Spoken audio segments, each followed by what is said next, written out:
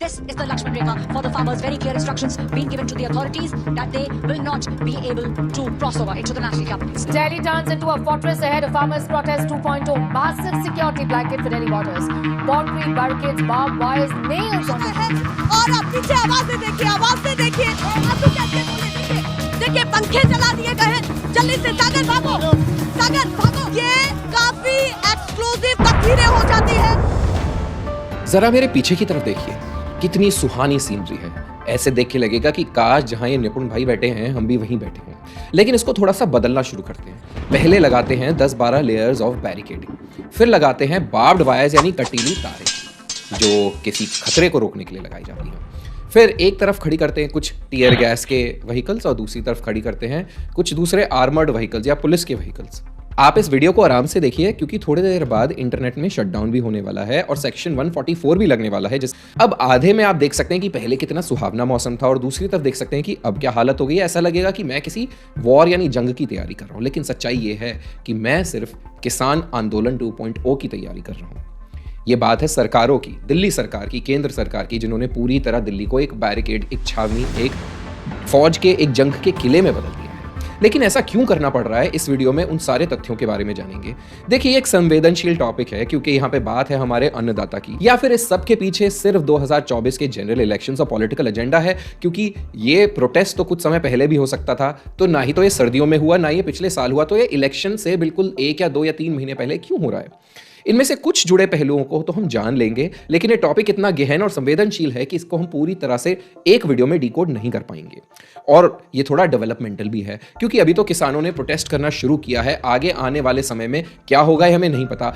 यहाँ पे एक स्पॉइलर अलर्ट आपको जरूर दे दूं कि अपने पॉलिटिकल इंक्लिनेशन या पॉलिटिकल इंटरेस्ट की वजह से अगर आप ये ऑलरेडी डिसाइड कर चुके हैं कि या तो सरकार ठीक है या किसान ठीक है, तो ये वीडियो आपके लिए नहीं है। लेकिन अगर आप एक समझदार व्यक्ति की तरह ये समझने में इंटरेस्टेड हैं कि आखिर तथ्य क्या कहते हैं और खुद फिर अपना उस पर सोच बनाने में इंटरेस्टेड हैं, तो आप इस वीडियो को जरूर देखिए, अंत तक जरूर देखिए, क्योंकि इसके एंड में आपको कुछ ना कुछ ऐसी जानकारी तो जरूर मिलने वाली है जो आपने आज तक नहीं सोची या उस दृष्टिकोण पे आपने कभी ध्यान नहीं दिया होगा। तो चलिए स्टार्ट करते हैं। मैं हूं निपुण अग्रवाल, ये है द निपुण शो, और एक सब्सक्राइब का बटन जरूर दबा दीजिए इससे पहले हम आगे बढ़े, क्योंकि आपके लिए तो ये सब्सक्रिप्शन या फिर एक छोटा सा सब्सक्राइब का बटन या नीचे कमेंट करना बस ये 2-4 सेकंड का काम हो सकता है।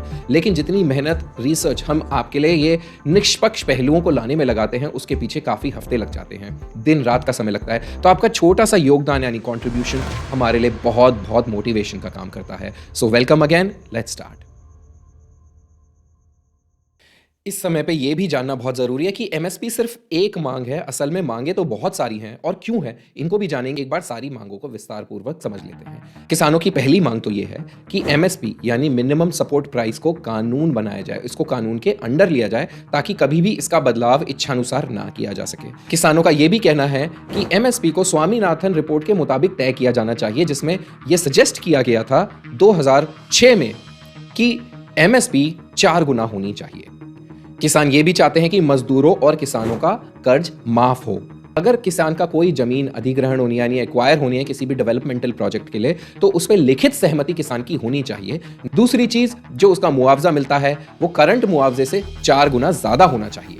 जो लखीमपुर खीरी कांड हुआ था, जिसमें एक बीजेपी नेता और उनके पुत्र द्वारा किसानों के ऊपर चलती गाड़ी चला दी गई थी और इससे काफी किसानों की मौत हुई थी, उसके अपराधियों को सजा मिलनी चाहिए।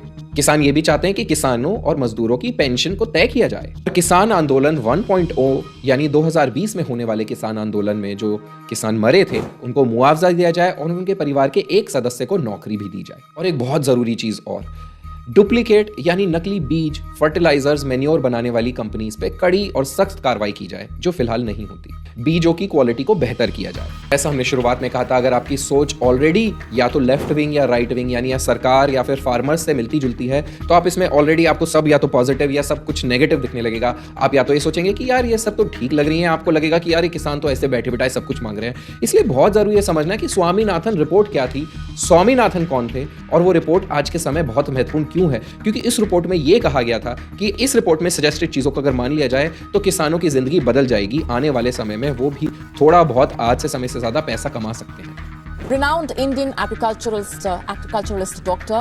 M.S. Swaminathan, widely called the father of India's green revolution. We have to take the farmers with us in whatever strategy that we are planning for the future.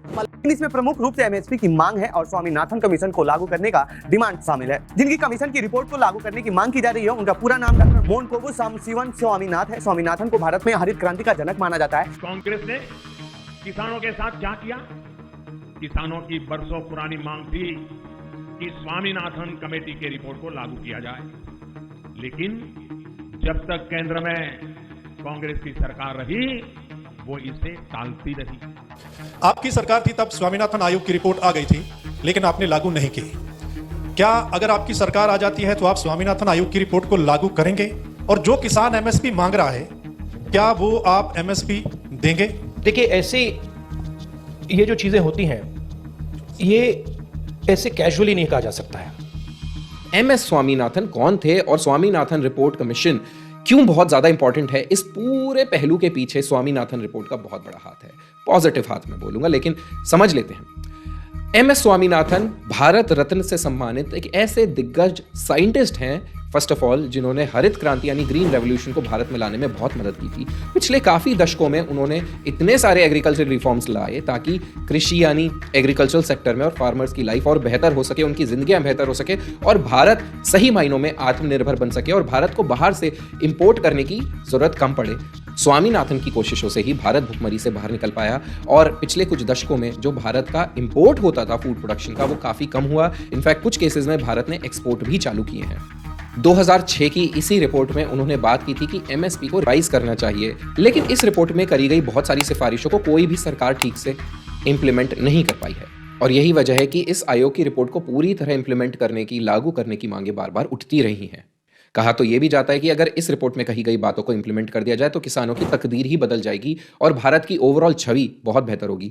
इस रिपोर्ट में बहुत सारे ऐसे डेटा भी दिए गए थे कि पर हेक्टेयर कितने किलोग्राम कौन सी फसल भारत कितनी पैदा करता है, यानी कितने किलो पर हेक्टेयर में भारत फसल पैदा करता है वनस्पत as compared to the other countries like China, Brazil और बहुत सारे देश। वो डेटा भी मैं आपको दिखाऊंगा। इस रिपोर्ट में यह भी बताया गया था कि कितने परसेंट किसान ऐसे हैं जिनके पास जमीन ही नहीं है, कितने परसेंट किसान ऐसे हैं जिनके पास 1 एकड़ से भी कम की जमीन है और कितने किसान ऐसे हैं जिनके पास 15 एकड़ से भी ज्यादा की जमीन है। अगर हम इस रिपोर्ट में दिए गए कुछ डेटा को माने तो लगभग 11% किसानों के पास तो जमीन है ही नहीं। लगभग 40% किसानों के पास 1 एकड़ से कम की जमीन है जिन्हें सब मार्जिन होल्डिंग्स बोला जाता है। लगभग 21% किसानों के पास 1 से 2.5 एकड़ की जमीन है और 15 एकड़ से भी ज्यादा की जमीन रखने वाले हैं 2.62% किसान। इस रिपोर्ट से हमें भी पता चलता है कि लगभग 51% हाउस होल्ड्स यानी लगभग 51% फार्मर्स सिर्फ 3.8% लैंड होल्ड करते हैं, जबकि सिर्फ 2.6% फार्मर्स, सिर्फ 2.6 फार्मर्स सारी जमीन में से लगभग 27% लैंड होल्ड करते हैं। इसका मतलब यह भी है कि जो लैंड डिस्ट्रीब्यूशन है वो भारत में बहुत ज्यादा खराब है। जो अमीर है वो महा अमीर है और जो गरीब है वो बेचारे गरीब ही रह जाते हैं। अब आप ये सोचिए कि अगर इतनी बड़ी भारत की रूरल पॉपुलेशन या हमारे किसान भाइयों के पास सिर्फ मामूली सी 1 हेक्टेयर से भी कम की जमीन है तो उनके पास कितनी पावर होगी कि वो अपनी आवाज को सुना सके। देखिए, एक तरफ तो हम मान सकते हैं कि इस तरह का इलीगल प्रोटेस्ट या इस तरह का असामाजिक प्रोटेस्ट ठीक नहीं है, क्योंकि इसका सबसे बड़ा खामियाजा आम जनता को भुगतना पड़ता है, जिसके आने जाने के जो साधन हैं यानी सड़क यानी हाईवे और एक्सप्रेस वे वो बंद हो जाते हैं, वहां पे बाधाएं आती हैं। लेकिन क्या कि इस गरीब इंसान की जिसके पास या तो जमीन है ही नहीं या फिर बहुत ही कम जमीन है, क्या आपको लगता है कि इसकी आवाज सरकार या जमींदार या मंडियों में सुनी जाती होगी? दूसरी एक और चीज सामने आई, वो ये फार्मर्स यानी किसान are price takers and not price makers, यानी वो